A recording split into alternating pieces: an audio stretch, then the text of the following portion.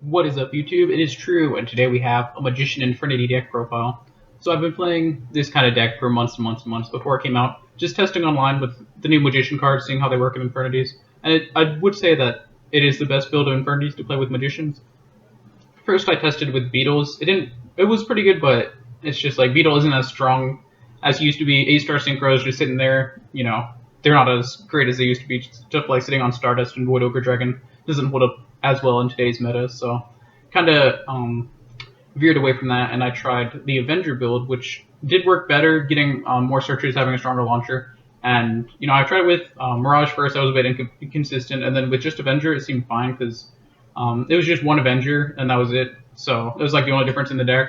So it wasn't really making it more inconsistent, and it just made some of your plays stronger sometimes with synchros.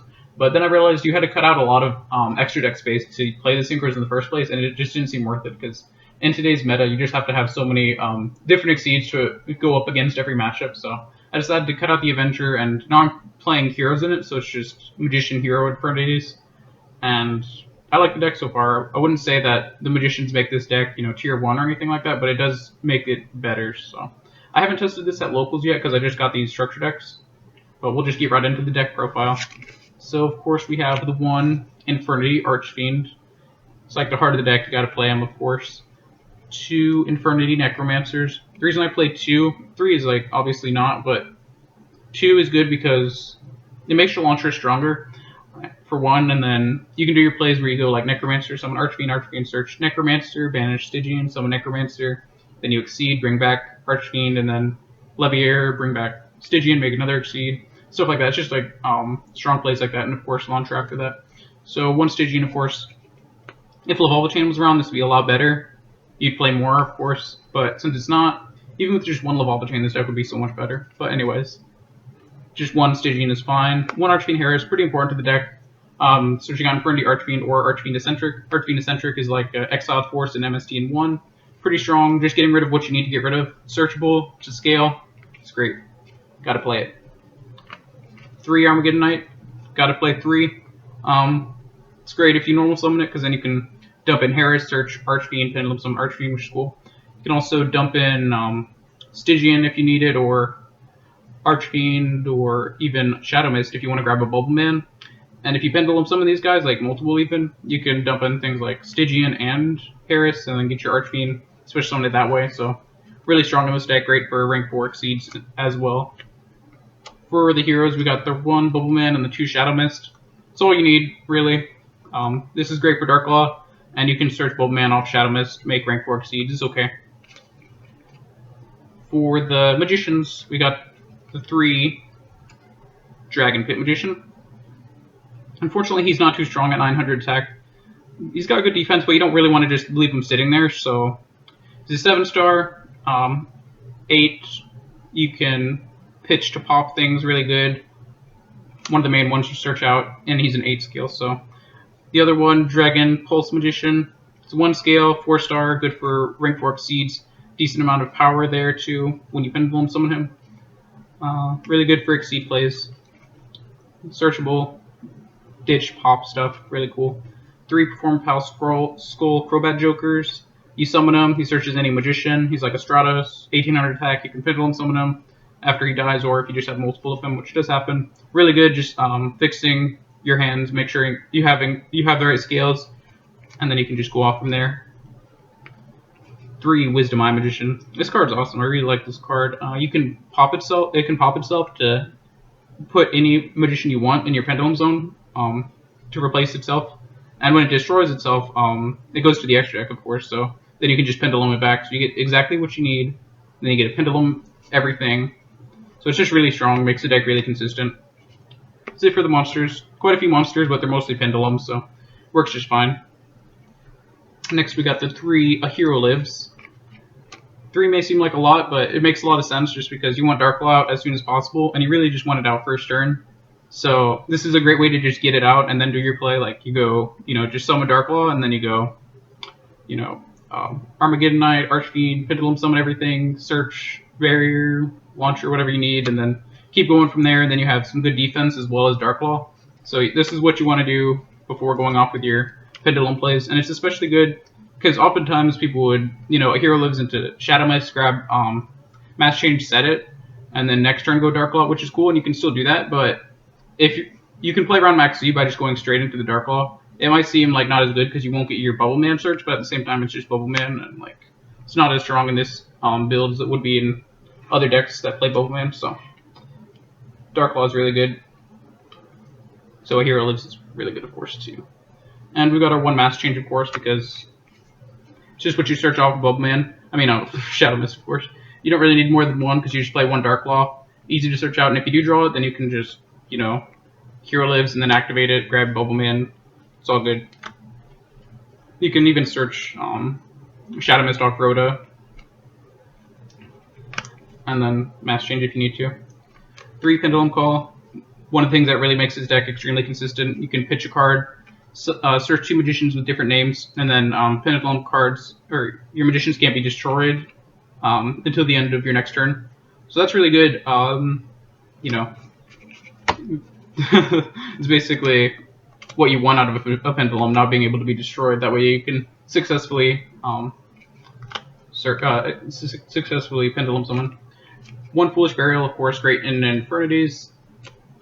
1 Reinforcement of the Army, mostly to search Armageddonite, but it can search Shadow Mist.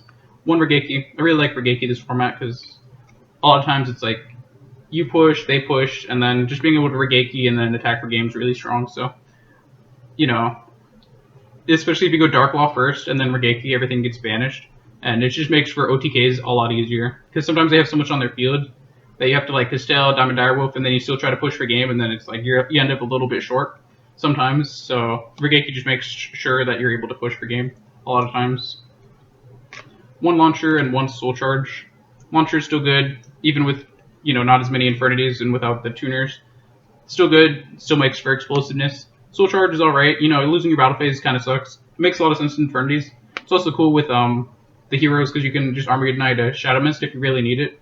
Dark Law in the matchup, and then just Soul Charge it, grab Mass Change. Of course, when you dump Shadow Mist, you won't want to activate that effect, so Soul Charge is good. It can open up, some absurd plays. It's just not being able to attack can be pretty devastating.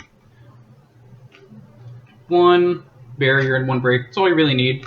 1 of each. Sometimes you can search them both out in 1 turn, which is nice, and just for the different situations.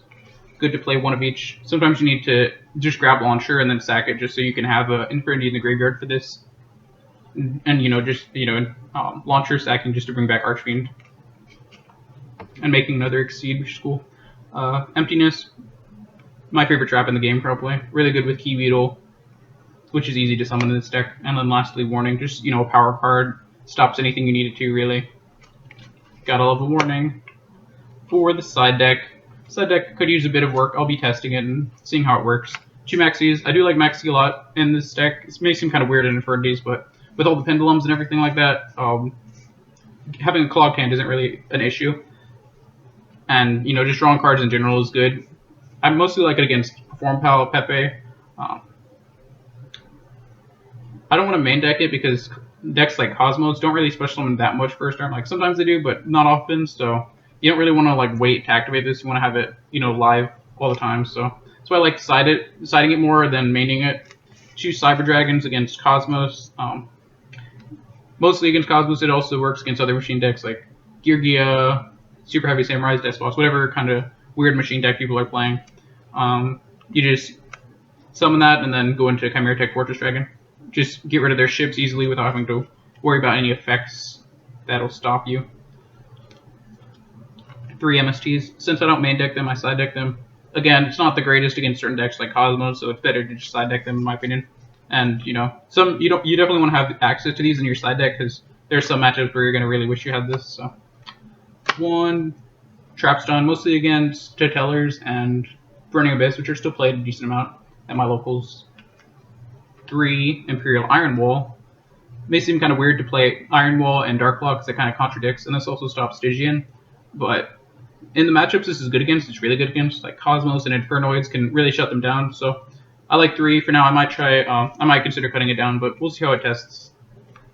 2 Light Imprisoning Mirrors again against Cosmos and Stellar Knights. Extra, just extra way to stop them, and hopefully win from there. And Soul Drain, shutting down that graveyard, good against Burning Abyss, good against Cosmos, and Yang Zings. So that's the extra deck. That's the side deck. So we'll move on to the extra deck. We have one Dark Claw, of course, just one Dark Claw. That's all you need.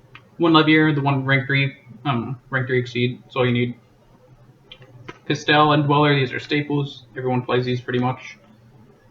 Diamond Direwolf and Rhapsody. Diamond Direwolf is really good for just like popping things. It's always been good in Infernities, and oftentimes you just have, you can free up some space on your field by getting rid of your opponent's back or whatever, and then just sacking for launcher, bringing everything back and going off. So really good for that. Rhapsody, of course, good for just detaching, getting rid of clowns and stuff in your opponent's graveyard, and he can clear himself on the board and put forth more damage. So it's good for that. Good card in general. For extra defense, we got the Key Beetle and Cairngorgon. Cairngorgon for redirecting cards, and Key Beetle for protecting Emptiness and other side deck cards. These are both really good, just depending on the matchup in the situation. One Daigusto Emerald, just shuffling things back and drawing cards really good, especially with Exceeds. But you can also use it to bring back your normal monsters, your Magician, Dragon Pit, and Dragon Pulse.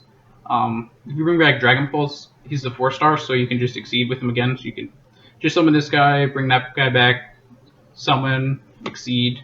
Just try to push out for more damage. It can be okay, depending on the situation. Cowboy, good because he can be really strong to get over stuff, and then he's also got that burn effect in time, really helpful. And Steelswarm Roach might seem kind of weird, but he's good against Infernoids, which are played a decent amount at my locals. And I guess he'd be pretty decent against whatever kind of Magician variants pop up, which I'm sure there'll be a good amount of, because he can stop the Inherent Pendulum 7-star. Ptolemaeus, easy to summon this guy a lot. Goes into your rank 5 Exceeds, goes into Diamond, gotta play him, so Diamond of course. Stopping those dark decks. And lastly, for our rank 5s, we got Pleiades and Durandal to be summoned off Ptolemaeus. Durandal's really good with Dark Law, and a cool thing about his effect, you can change their card effect to be destroy one spell trap that I control. But since my scales, if they're protected by Pendulum Call, they can't be destroyed, but they can still be targeted. So his effect is still legal to activate, because you have to control a spell trap in order to activate that effect. And the other effect is shuffle things back and make them draw. That's also good with Dark Law, of course, because then vanish, and you can really disrupt their hands.